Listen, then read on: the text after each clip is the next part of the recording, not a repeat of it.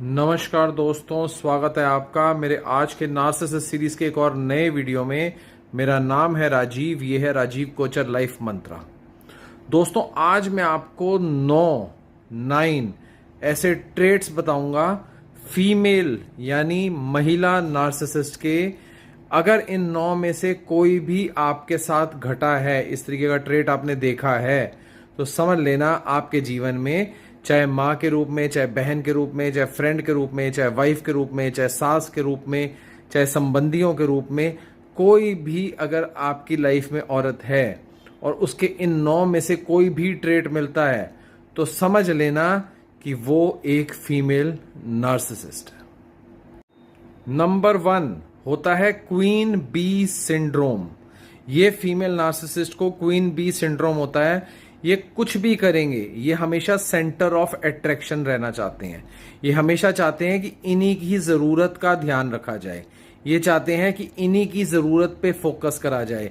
ये चाहते हैं कि एक मिनट भी, जितने भी उस ग्रुप में लोग हैं, कोई भी काम कर रहे हैं, तो ये सेंटर में रहेंगे और इनके ऊपर ही पूरा फोकस रहना चाहिए। एग्जाम्पल के तौर पे, अगर ये जो क्वीन बी सिंड्रोम वाली फीमेल नार्सिसिस्ट है, अगर ये समझ लो कुछ लोगों के साथ कोई पिकनिक या कोई भी टूर या किसी भी जगह का प्लानिंग करते हैं, तो उसके अंदर बाकी लोगों के बारे में कुछ भी सोचा नहीं गया है। उसमें क्या खाया जाएगा, कहाँ जाया जाएगा, कहाँ रहा जाएगा, कहाँ सोया जाएगा, कहाँ घूमा जाएगा, जो भी सब कुछ है वो इस ही क्वीन बी सिंड्रोम वाली फीमेल नार्सिसिस्ट के हिसाब से ही होगा। और अगर वो प्लान बनेगा तो वो इसी हिसाब से बनेगा, नहीं तो नहीं बनेगा। बैक हैंडेड कॉम्प्लीमेंट्स देने वाली फीमेल नार्सिसिस्ट का पॉइंट नंबर 2, ये दूसरा नंबर ट्रेट है, बैक हैंडेड कॉम्प्लीमेंट्स देना। यानी कि तुम आज तो बहुत अच्छे लग रहे हो, काश पहले भी ऐसे ही अच्छे लगते।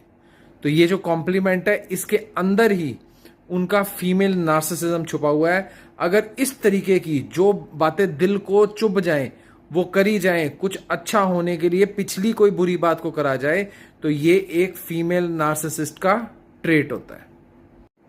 नंबर 3, आपके सीक्रेट्स को उस दिन के लिए संभाल के रखना जिस दिन आपसे उनका कोई झगड़ा हो।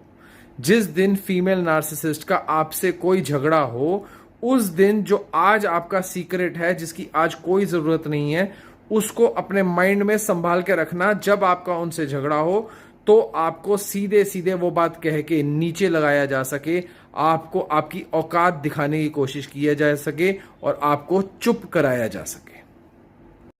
Number 4, chronic jealousy. जो फीमेल नार्सिसिस्ट होती है, इनको अंदर से बहुत ज्यादा जलन होती है। सामने किसी को भी आगे बढ़ता हुआ देखना, तरक्की करता हुआ देखना, एक मुकाम पे पहुंचा हुआ देखना। और एग्जाम्पल इसका ये है कि समझ लो इनकी बहू हो या कोई जानकार हो, कोई दोस्त हो, कोई जो आगे बढ़ जाए, अपने मुकाम पे पहुंच जाए, तो पीछे से उसकी कहेंगे बहुत ही अच्छी बात है, सक्सेसफुल हो गई, लेकिन हो सकता है इसने कोई गलत काम करा हो। यानी उसकी सक्सेस पे बट्टा लगाना, ये फीमेल नार्सिसिस्ट बहुत अच्छी तरीके से कर लेते हैं। नंबर 5, विक्टिम प्ले करना।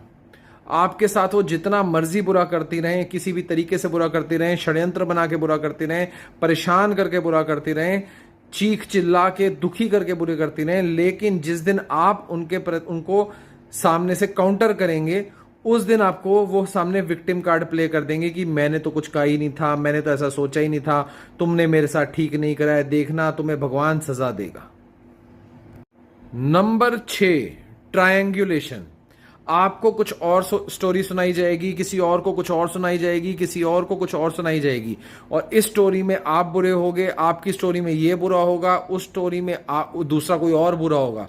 तो ये ट्रायंगुलेशन होता है कि हर किसी को झूठी स्टोरियां सुनाना और हर किसी को अपने कंट्रोल में करना।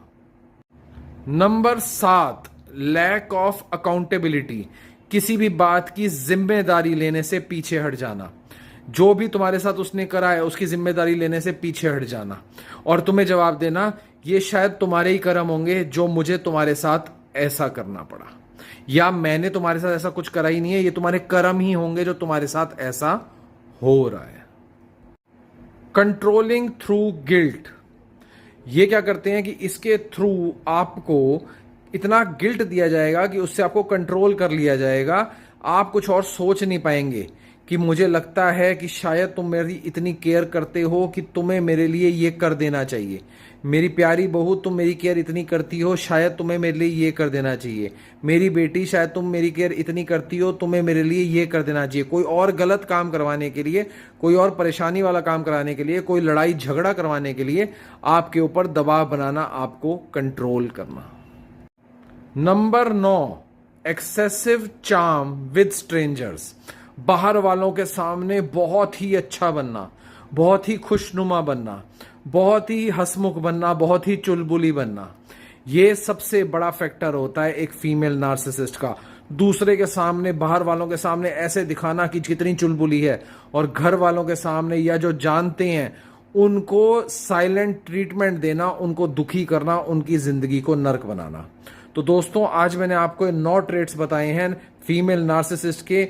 आप कोई भी हो सकते हैं, आप उनके पति हो सकते हैं, उनके भाई हो सकते हैं, यहां तक कि आप उनकी बहू भी हो सकते हैं, आप सास भी हो सकते हैं, आप माँ भी हो सकते हैं, बेटी भी हो सकते हैं। अगर आप अपनी जिंदगी में परेशान हैं इस चीज से और आप सुपर एम्पैथ बनने की दौड़ में आना चाहते हैं, आगे बढ़ना चाहते हैं, इन लोगों से आंख में आंख मिला के अपनी बात कहना चाहते हैं, तो नीचे दिए नंबर पे व्हाट्सएप कीजिए, मेरे साथ 1 घंटे का सेशन लीजिए। आपको सब कुछ समझ में आएगा, पूरी डिटेल में डिस्कशन करेंगे, पूरा समझेंगे, पूरा मंथन करेंगे, हर जवाब को ढूंढेंगे और उसके अंदर का हल भी ढूंढेंगे।